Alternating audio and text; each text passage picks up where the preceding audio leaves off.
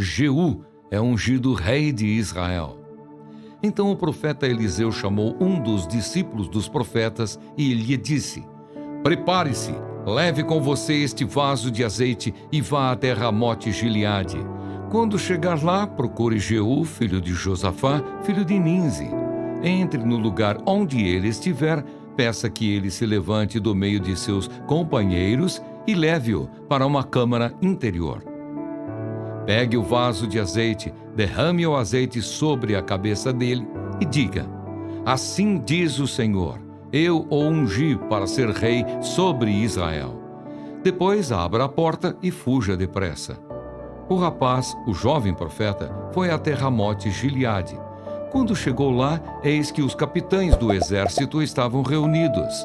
Ele disse: Capitão, tenho uma mensagem para o Senhor. Ao que Jeú perguntou: Para qual de nós?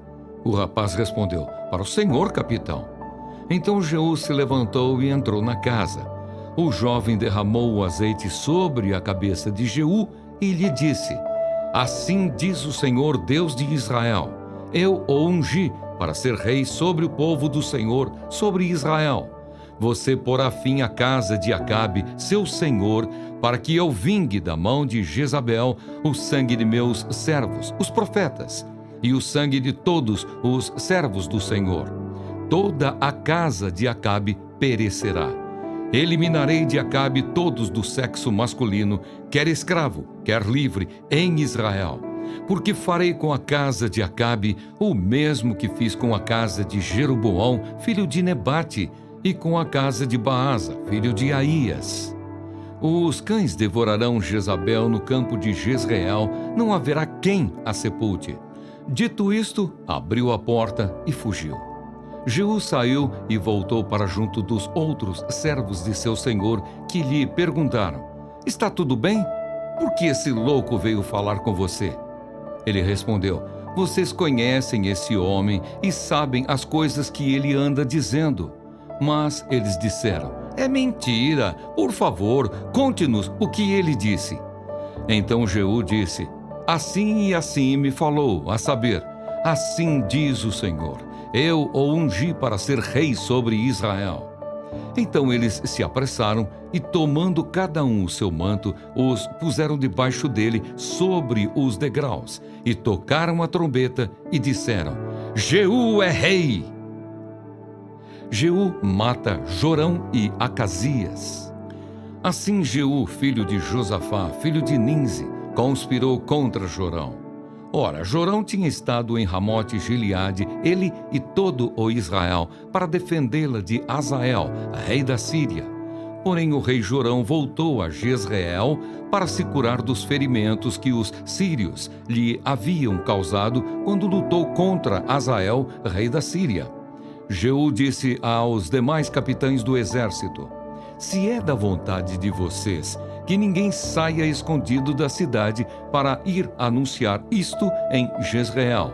Então Jeú subiu num carro de guerra e foi para Jezreel, porque Jorão estava de cama ali. Também Acazias, rei de Judá, tinha ido visitar Jorão. A sentinela que estava na torre de Jezreel viu a tropa de Jeú que se aproximava e disse: Vejo uma tropa!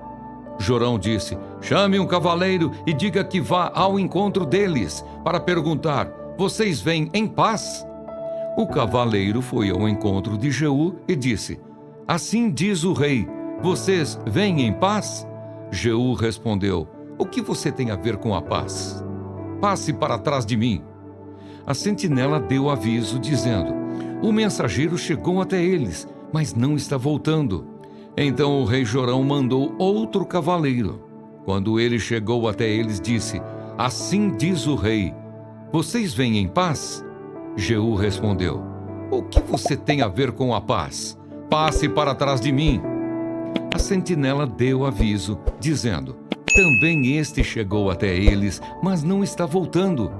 E o guiar do carro parece como o de Jeú, filho de Ninzi, porque ele está guiando como um louco. Jorão disse: Preparem o meu carro de guerra. E eles o prepararam.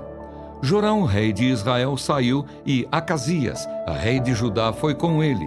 cada um em seu carro de guerra. Foram ao encontro de Jeú e o acharam no campo de Nabote, o jezreelita. Ao ver Jeú, o rei Jorão perguntou: Jeú, você vem em paz? Ele respondeu: que paz, se ainda continuam as prostituições de sua mãe Jezabel e as suas muitas feitiçarias. Então Jorão deu meia volta e fugiu, gritando para Acasias: é uma traição, Acasias!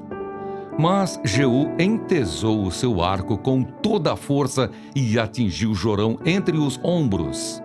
A flecha atravessou o coração e ele caiu morto no seu carro de guerra.